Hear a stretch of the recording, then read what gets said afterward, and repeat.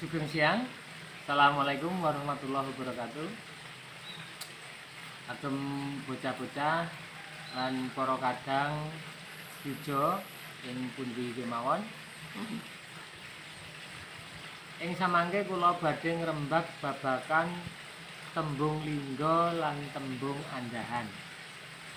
Tembung lingga niku kalian tembung andahan niku benten nggih. Dados tembung lingga menika kata dasar menawi basa Indonesia. Tembung andahan menika kata berimbuhan. Tembung lingga yaiku tembung sing durung owah saka asale. Kosok balene tembung andahan tembung sing wis oleh wuwuhan. Wuwuhan menika wonten tigang perkawis. Wuwuhan saking ater-ater, seselang, panambang, wuwuhan karangkep lan wuwuhan kacambor. Nah, tuladanipun mangke ing materi sampun Pak Yanto siapaken kuatah sanget. Dados mangke saged dipun simak supados bentenaken tembung lingga lan tembung andahan mangke gampil. Terus menika monggo video saged dipun simak. Tembung lingga lan tembung andahan. Materi basa Jawa iki bisa kanggo tataran SMP uga tataran SMA. Tembung lingga. Sadurunge mangerteni apa tegese tembung lingga, coba tuladha ing sajroning teks profil tokoh iki disimak dhisik.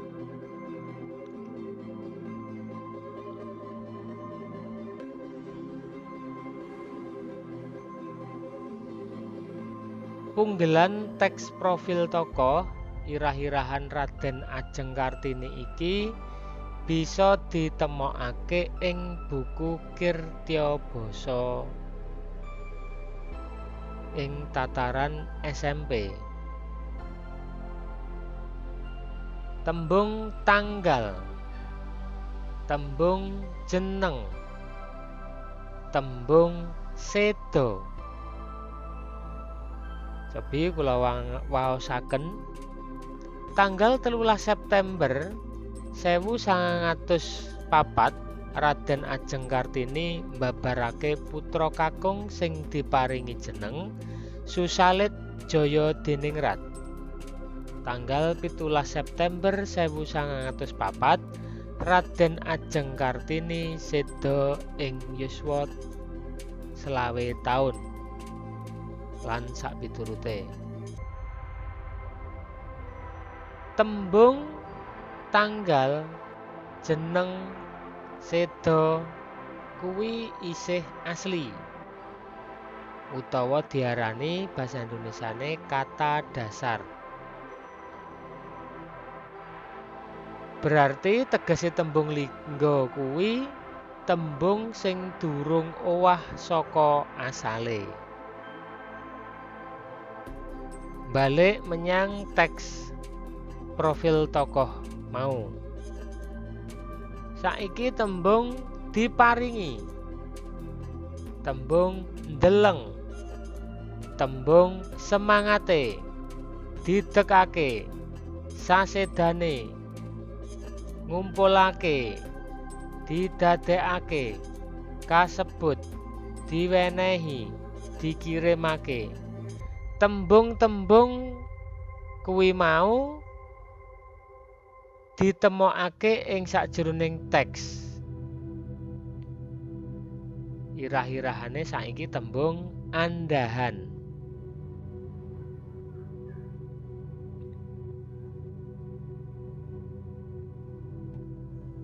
Tembung-tembung sing ditemokake mau diarani tembung andhahan. Sebabe kenapa? Nah, coba iki tembung deleng, ngumpulake, mbabarake. Kuwi diarani tembung andhahan jalaran ater-ater hanuswara. Ater-ater hanuswara kuwi ana 4. Ater-ater mo, no, nyo, lan ngo. Supaya gampangake anggone ngeling-eling bisa didadekake tembung monyong. Terus tembung didadekake, diparingi, didekake, diwenehi, dikirimake. Kuwi kalebu tembung andhahan jalaran ater-ater tripurusa. Tri kuwi 3. Berarti jumlahe ana 3. Apa wae? Dak, ko, di. Tembung sasedane, semangate. Kuwi diarani tembung andhahan jalaran panambang utawa akhiran. Panambang utawa akhiran kuwi ana i, e, ne, ake, o, no, lan sak piturute. Tembung kasebut diarani tembung andhahan jalaran ater-ater. Sakliyane tripurusa karo hanuswara ana ater-ater ko, so, po, lan sak piturutipun.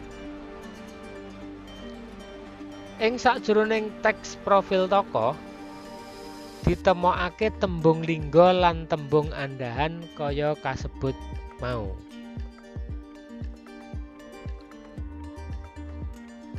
Tembung lingga dadi tembung andhahan kuwi ana sebab-sebabe.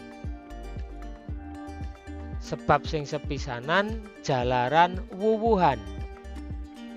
Wuwuhan ana 3 perangan, ater-ater, seselan, panambang. Jalaran kaloro jalaran karangkep. Karangkep kuwi ana 4 perangan.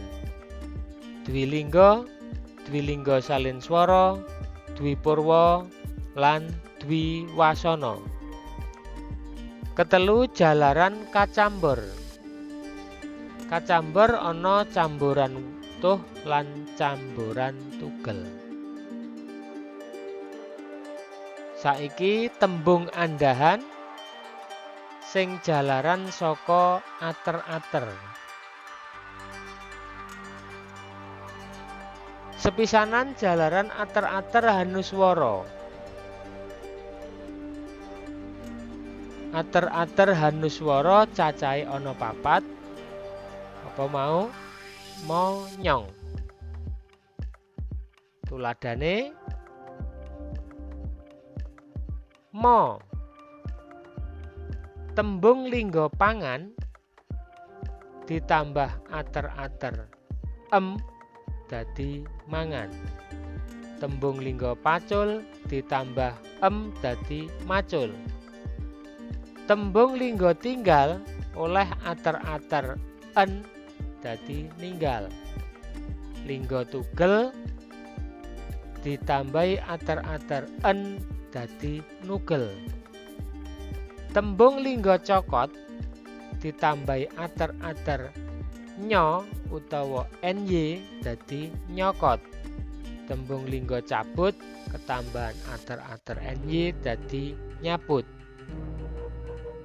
Tembung lingga ambu ketambahan ater-ater eng dadi ngambu. Tembung lingga isi ditambahi ater-ater eng dadi ngisi. Kuwi tembung andhahan sing sebabe saka ater-ater hanuswara. Sing keloro, tembung andhahan jalaran ater-ater tripurusa. Tripurusa kuwi ana 3 perangan. Sing sepisanan dak, kok, lan di. Tuladhane tembung lingga silih ditambahi ater-ater dak dadi dak silih. Tembung lingga suwun ketambahan ater-ater dak dadi dak suwun. Tembung lingga jawil ketambahan ater-ater kok dadi kok jawil.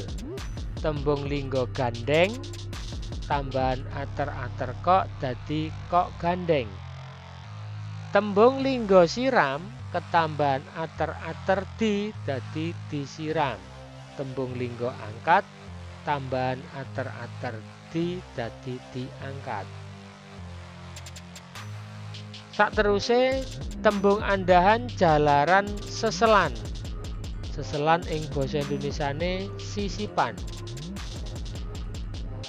Seselan cacahe ana 4, yaiku seselan seselan in, seselan el, lan seselan er.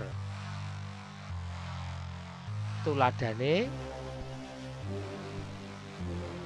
seselan tembung lingga guyu ketambahan seselan dadi gumuyu.